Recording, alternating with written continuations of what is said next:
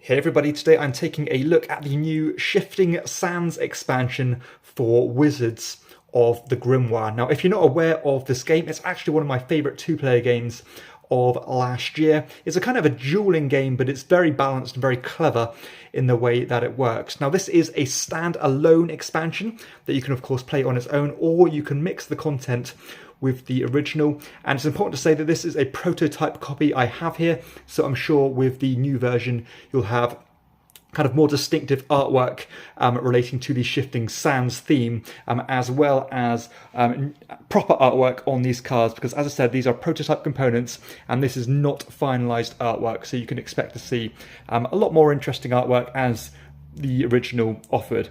Now, this is actually almost a carbon copy of the original in terms of the rules. You know, there's no extra fiddliness, no extra steps to the gameplay. It keeps that core system of drafting spells, cooling down your spells, then taking some mana cards, and then eventually going to cast all the spells that you can afford. So you have 70 new spells here.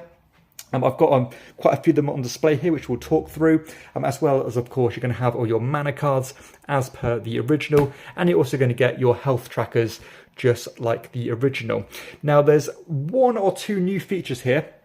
I suppose the most distinctive of them are these OTU spells, these one-term use artifact cards, which are kind of instant spells. Once you casted them, they're done forever.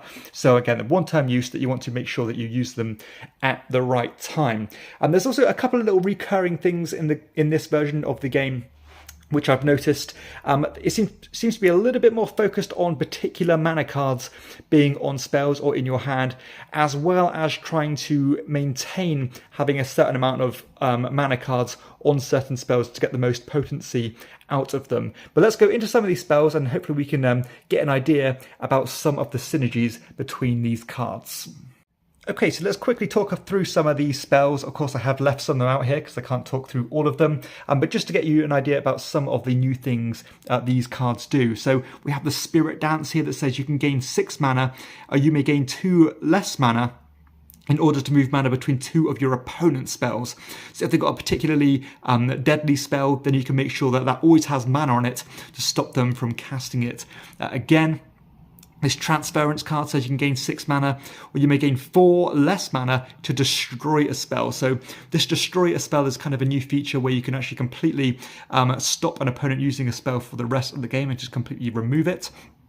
You've got these cards here like this that says, you can deal damage, but you can also place a mana card from the mana deck on one of your opponent's spells to, again, slow down their refreshment, as well as being able to take it from your discard pile and put it on one of your other spells, which can be important to get extra benefits. You've got the Wandering Evil one here. This says pick up a mana card off one of your other spells. If it's a 3 or higher, then you can gain 2 damage. And again, you can see how these can already start to synergize, where if you go through the discard pile, pick up a 3, put it on this card. When you cast this one, or when you take a card off another card, it's a 3 that you've pre-planned, therefore you're going to deal that additional damage. The Breathe Fire says deal 1 damage for each of your spells with exactly 2 mana on it. So again, you can use a lot of these cards to tinker the amount of mana on each card and hopefully top them all up to having 2 each, and then cast a spell like this and deal that really impactful spell there and deal a lot of damage.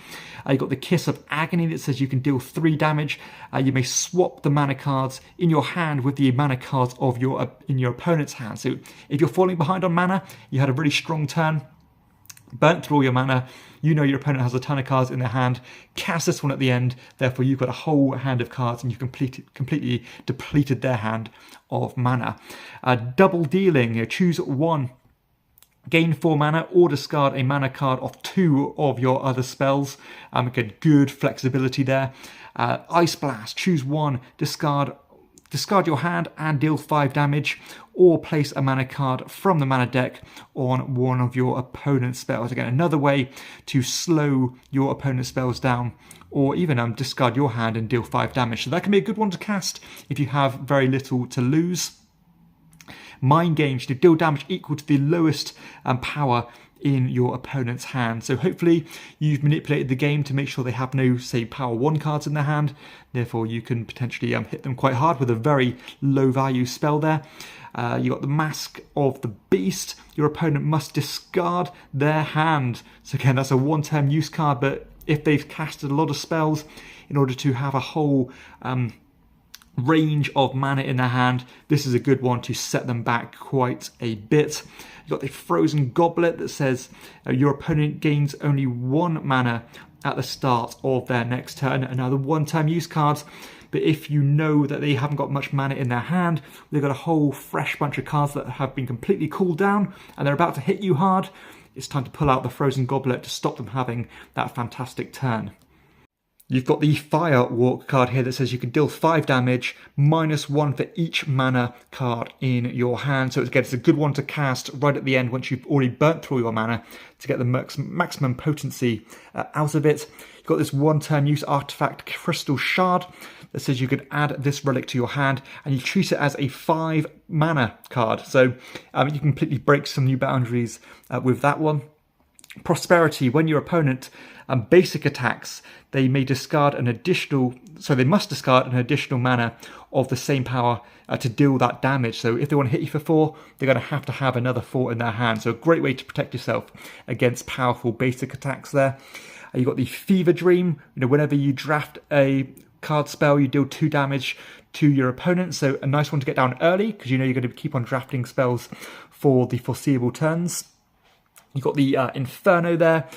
Each time a 4 power mana card goes to the discard pile, you deal 2 damage. Again, lots of manipulation there. You can use that to your advantage. The Invisible Shard, as long as this spell has exactly 3 mana cards on it, your basic attack is doubled. So this is what I'm saying, where you want to try and keep exactly 3 cards on this one as long as you can to make sure you're getting your basic attacks doubled for the rest of the game, which could be so powerful, especially if you combine it with cards like that one I mentioned earlier about that card being worth 5 basic attack basically with the mana card. So you can actually do 10 damage if you combine those cards together.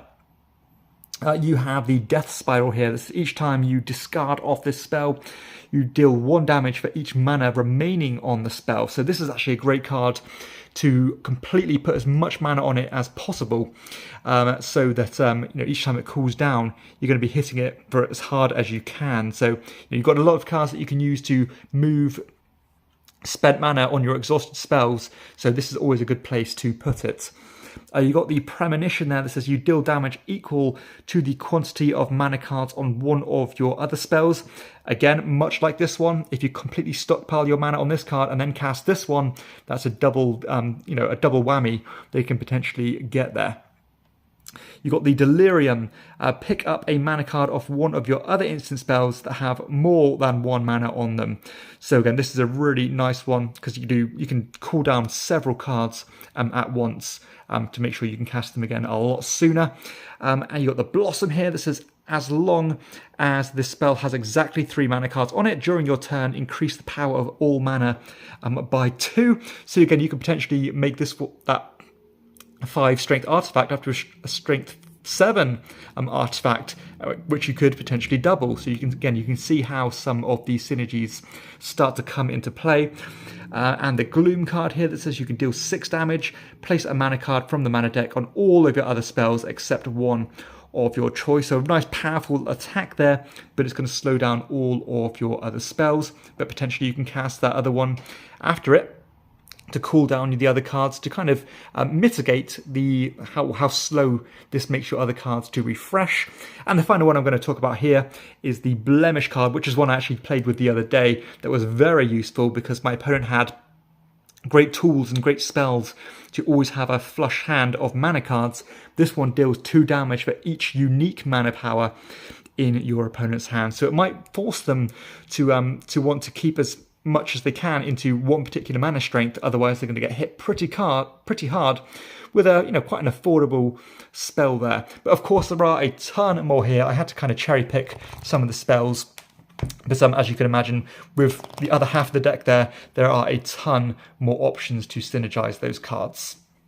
So there we have it. That's just a quick showcase of some of the new cards from the Shifting Sands expansion for Wizards of the Grimoire. Now, I think this game is, or this expansion is a complete no-brainer if you are a fan of the original, because it's just more of the same.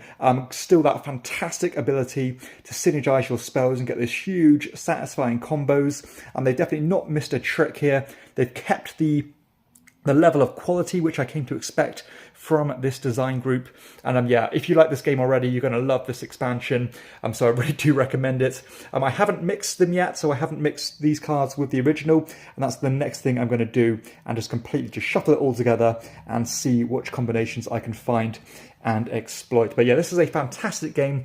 With the original review, I always said that I'm not generally a huge fan of these dueling style games where you're just chipping health off each other, but Wizards of the Grimoire was almost like tailor-made for me to be the kind of game that I like and what I wanted from this genre, because it's so clever, and it has more of a Euro-y feel to it, where the best player is going to win. And yeah, it's all about that efficiency and wanting to min-max every spell, combine them together, cast them in the right order, and just managing everything, as well as trying to counteract what your opponents are doing and find the kind of the chink in their armor where you can try and overcome. So yeah, fantastic expansion. Couldn't recommend it enough. That is Wizards of the Grimoire, the Shifting Sands.